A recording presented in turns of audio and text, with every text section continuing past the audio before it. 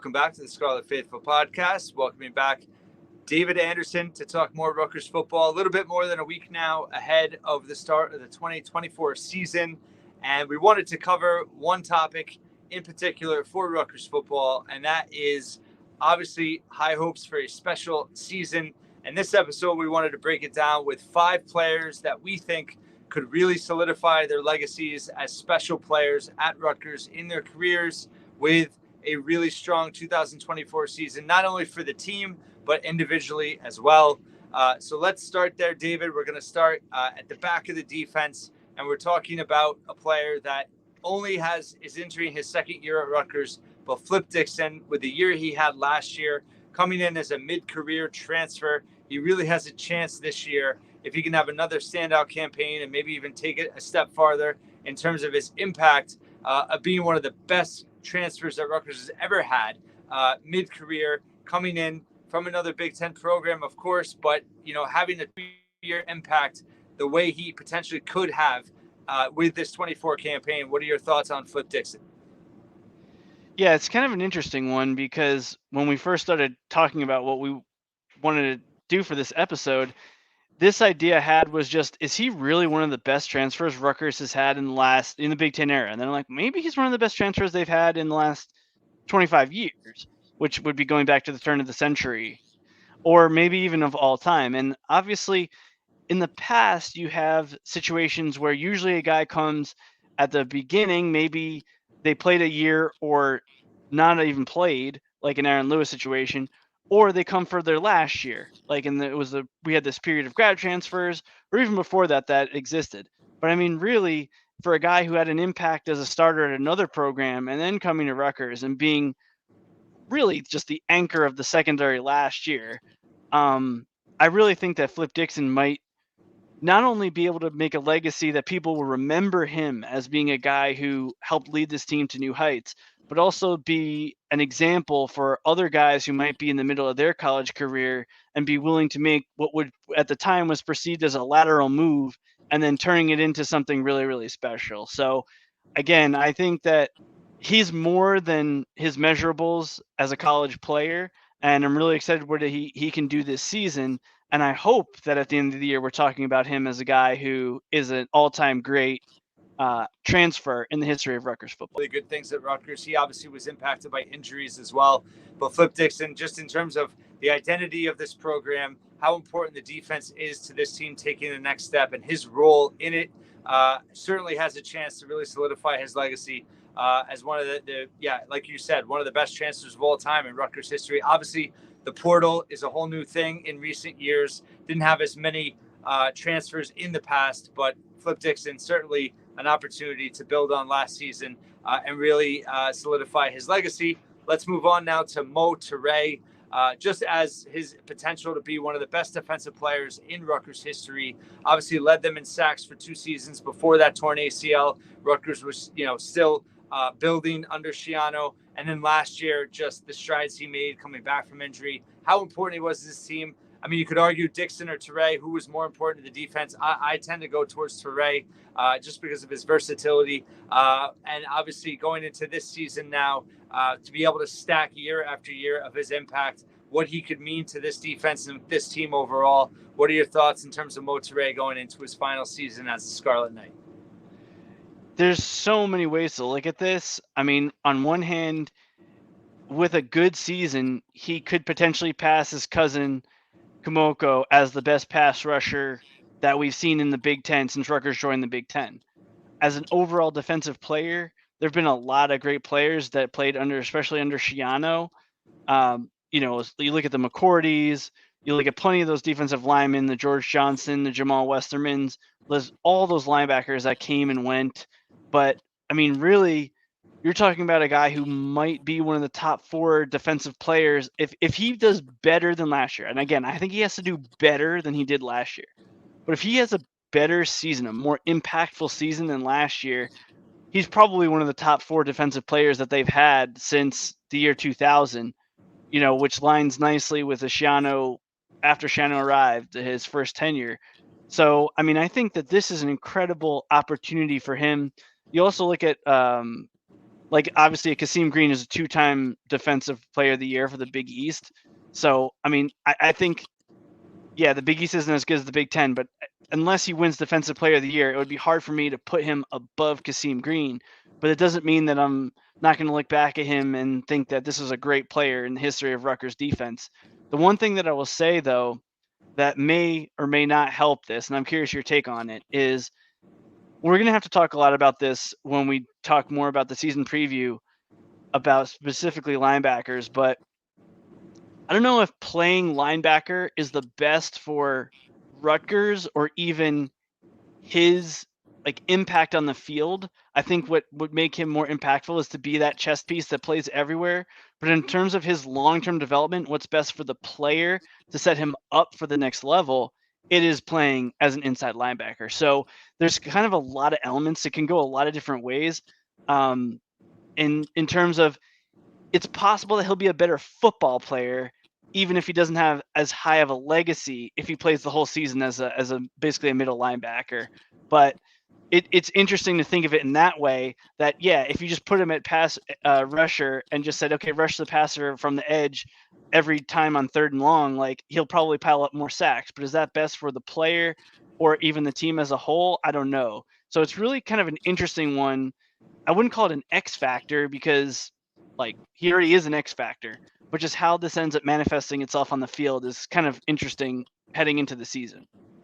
Yeah, that's a great point. I think in terms of his future as a player, definitely has great pro potential. And I think that if anything, you're right. His stats might not be as good as they can be, or even were last year, this year. But I think the fact that defense or offense is going into this season, you have to account for Toure in a way that going into last season, was not part of the game plan. Obviously, teams adjusted as the year went on, but just his impact to the defense and the stability that he can give them in the middle of the field, and his ability to make plays in multiple phases of the field, really is gonna give this defense that ceiling, getting potential that they've consistently gotten better year after year. We saw the boost that he gave them last year, and like you said, if he could be even better this year, the chances of the defense being better are very strong along with it. So regardless, I mean, if he walks away tomorrow,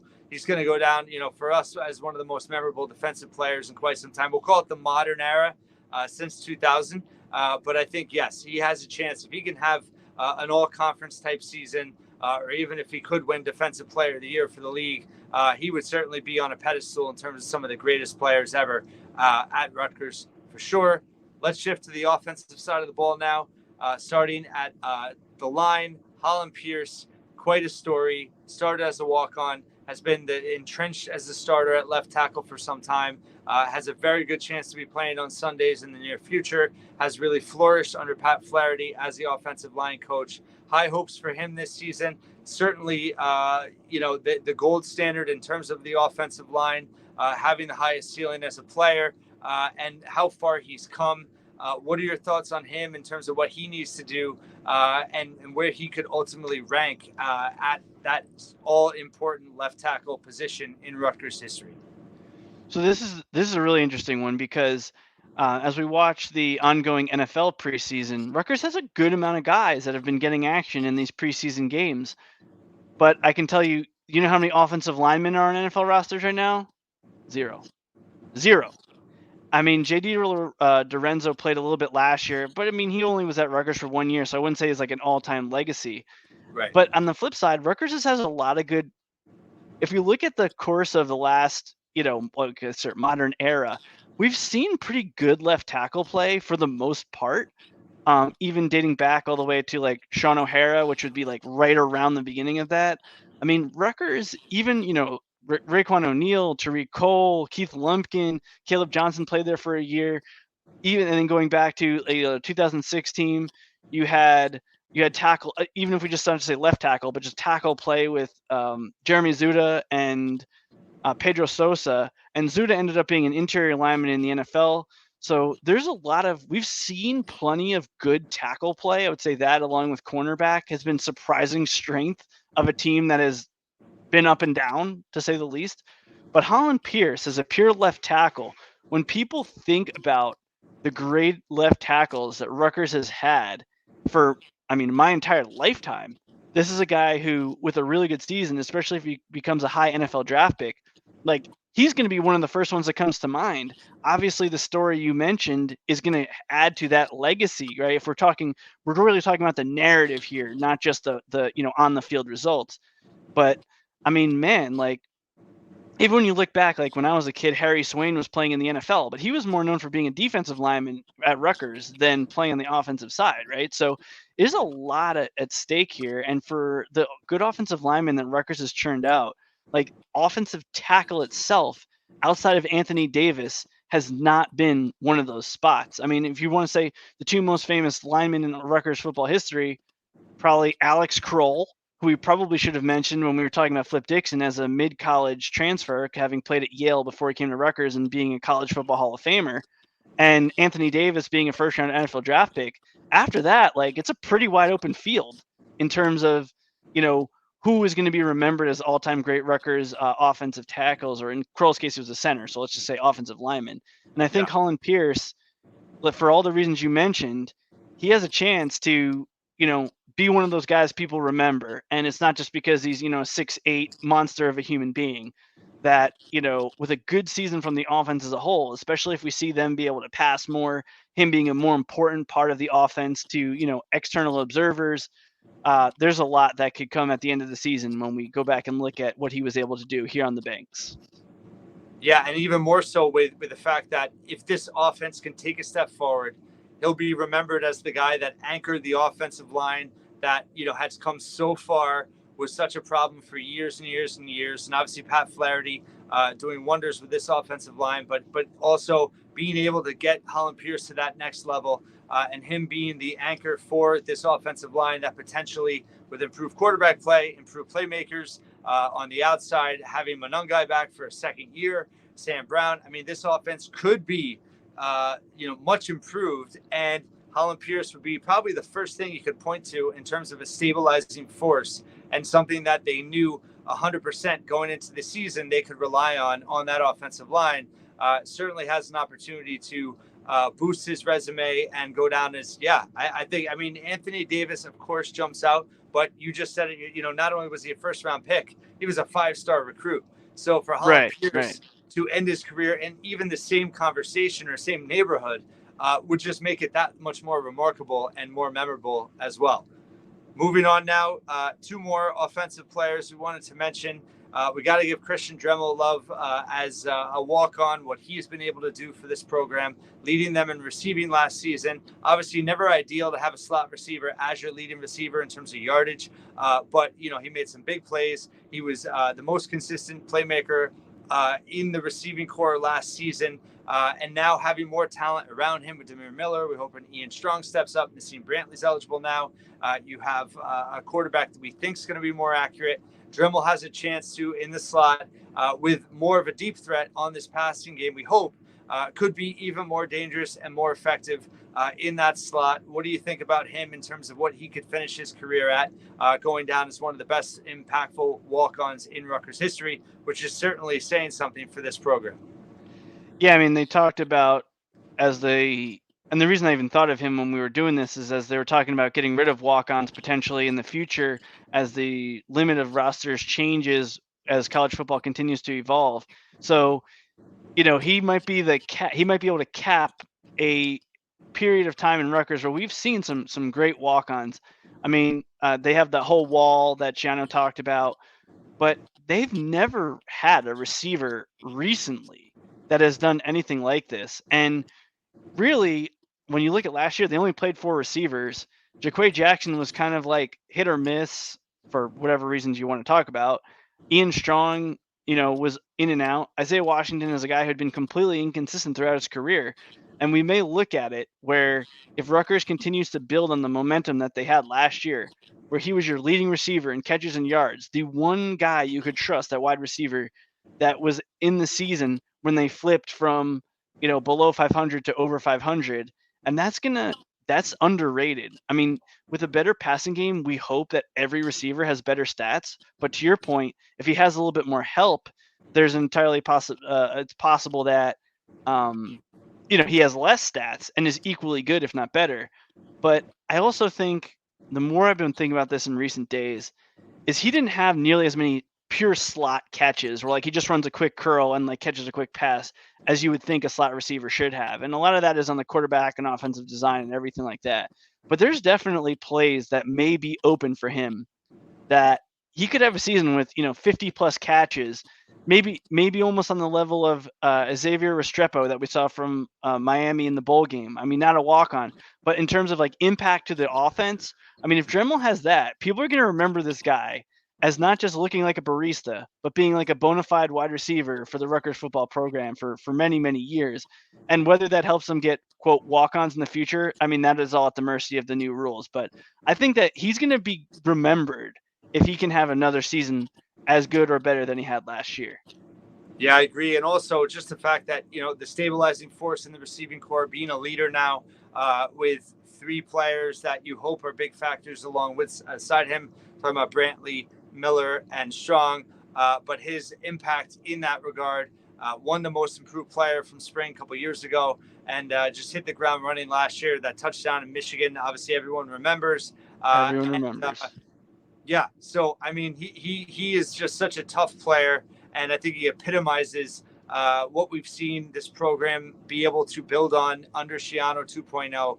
And offense has needed guys like that. So I think even stats, putting stats aside, just his overall impact on this team and this offense really can go down as very memorable for this senior group that we hope is remembered for having a special 2 seasons. So we'll see what happens there. And we cannot end it without talking about the 5th player, Kyle Monangai, leading the Big Ten in rushing last year. Really, Schiano even saying recently came out of nowhere last year, just in terms of no one expected him to have the kind of year he had. But it wasn't even just stats, just the fact that he became that closer for them down the stretch, willing Rutgers to victory, wearing down opposing defenses, regardless of whether he leads the Big Ten in rushing again or not. If Rutgers can have even more wins this year and he continues to play that role as the closer, wearing defenses down, where is he going to end up in your mind in terms of his impact for this program as an all-time great? I mean, man, this is really the whole reason we even did this podcast. So there's that. I think there are 3. This is a Mount Rushmore conversation. I didn't want to have this with a lot of the other guys because I think sometimes it gets a little bit cliche. I'm sick of hearing Mount Rushmore, the people talking about Paul George as their GOAT. And it's like, come on. Like, what are we doing here, people? But in terms of Rutgers, Paul James? Paul George, like I'm saying, like football or Paul James. I love Paul James as like one of my favorite running backs. I was talking about like more, you hear it a lot in the NBA, with players and things like that. I mean, I hope you don't have to cut this out of the podcast because I just had a huge leap. But yeah, so, but in terms of true legacy at Rutgers, I mean, there's 3 running backs, let's say pure running backs, who have all the records: Ray Rice, Tara Willis, and JJ Jennings. And so obviously Brian Leonard is my favorite Rutgers player of all time, but he stepped aside so that Ray Rice could become the starting running back for his last 2 years on the Banks. And he still has a lot of, touchdown records and things like that, which are incredible. But as a running back, if Kyle Monangai is like first team all Big Ten, leads the Big Ten in rushing, or leads Rutgers to key Big Ten victories like he did a year ago and runs for 1,000 yards, I don't think he necessarily has to finish, 4th all time at the school in rushing to potentially etch his face as the Mount Rushmore of Rutgers football running backs because of what he has done against this level of competition.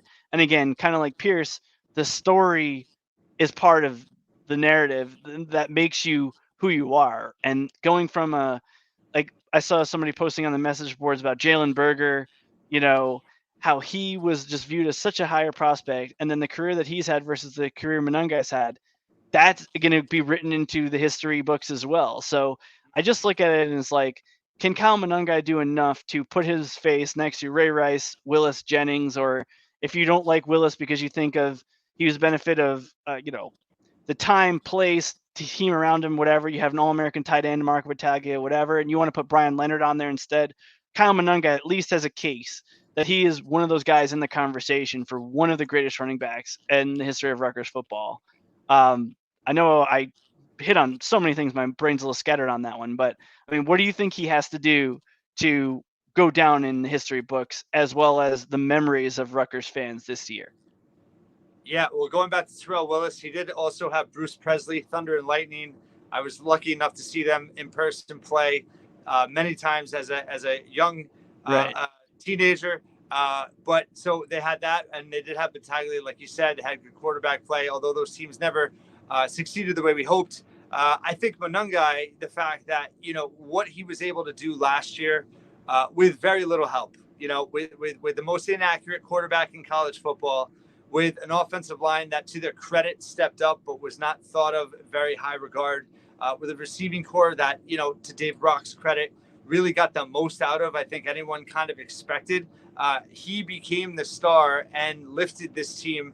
I mean, if you go back to just, of course, that Michigan State game, the way he welded the Virginia Tech game, but really, for me, the Miami game. And of course, they had that extra rest, and you saw how he benefited from that extra rest. But those 3 or 4 runs down the stretch that were all double-digit runs, and just you saw Miami just deflate as it was happening, and as we had seen several times throughout the year. It's more impactful than any stats say. And I think it'd be very unlikely that he leads the Big Ten in rushing again. I think part of that is Sam Brown. Part of that is hopefully an improved passing game. But I think that will help him be even more of an effective closer because they will be more balanced. And hopefully he sees less 8-man fronts down the stretch. We'll see. But I think it will also preserve him and make him a little bit healthier. I think he got beat up down the stretch last year just with the defenses they were facing. So super excited to see what he could do. And regardless of whether he leads the Big Ten or not, I think he's going to be that closer for this team. And if you look at last year, and then if they can get, 8, 9, whatever, even more wins this year, you're going to look back, and the first name you're going to remember 10, 15 years from now is Kyle Monangai when it comes to the Rutgers offense. So I think that he has a real chance to solidify himself. I agree. I know people might get upset saying Brian Leonard won't be on the Mount Rushmore. He is, in terms of, I think, program impact, leading Rutgers. That's unquestioned. We'll never question that. But you're right. In terms of pure running back, Monangai, absolutely. If he can have the year we hope he can have, that will get this team to that next step, he should be there. It's interesting you mentioned the obviously, like I said, Brian Leonard is my favorite player, and I think the most critical player to the rebuilding of the Rutgers program. When we were still at our previous stop, I had wrote an article, who will be Chris Ash's Brian Leonard, because and he never found one, right? Yeah. And so when you think about it that way, it's possible that if Rutgers goes on to have success in Schiano 2.0 like they had in the previous iteration, who is the Brian Leonard? It's Kyle Monangai. Yep. I mean, that's plain and simple, period. Like, he's the guy who changed with the willpower and the face of the program and everything that got them over this hurdle. And so that'll be an amazing story to write. And hopefully we have our own podcast on that, because Rutgers goes, 10-2, 11-1, and going into a New Year's Day bowl game or a college football playoff situation. So, I mean, hopefully that's where we are, but that kind of leads into that Monangai connection just with Schiano and how what is at stake for him this season. Great points about Monangai. I love the comparison to Leonard. And yes, we will absolutely have that podcast if that type of success happens. But even if it doesn't happen, I think just in terms of that chop mentality and believing they could win in the Big Ten, having a player that you could back up that belief on the field that actually could do it, his impact is going to be felt for a long time. And then the obvious that we would be remiss not to mention is if Rutgers can have a special season, what it means for the impact of the legacy of Greg Schiano 2.0 coming back. If he can have a season anywhere close to 2006, that would put just his legacy in another stratosphere, to be able to say he didn't do it just once, but he did it twice. And again, his legacy has, we hope, a long shelf life still. But this is a chance for him to really make a statement in 2024, take this team to the highest level it's ever been in the Big Ten and on the national stage in quite some time. So this, with all those players we talked about, of course, this could be a legacy-defining season for Greg Schiano as well. Thoughts there? Yeah, I mean, he's already got the most wins in program history. You can talk about John Bateman, Frank Burns having success. I mean, I was talking about how many currently Power 5 teams that like Dick Anderson beat in his tenure, even though it was up and down. But I mean, Schiano's already the most famous coach, or he is in the history books already. But in terms of, let's say, national perception, I was watching a discussion about the legacy of the Big East. And is Greg Schiano one of the most famous coaches that came out of the Big East? When you put him next to, obviously, like Frank Beamer would probably be number one. There's a lot of guys there.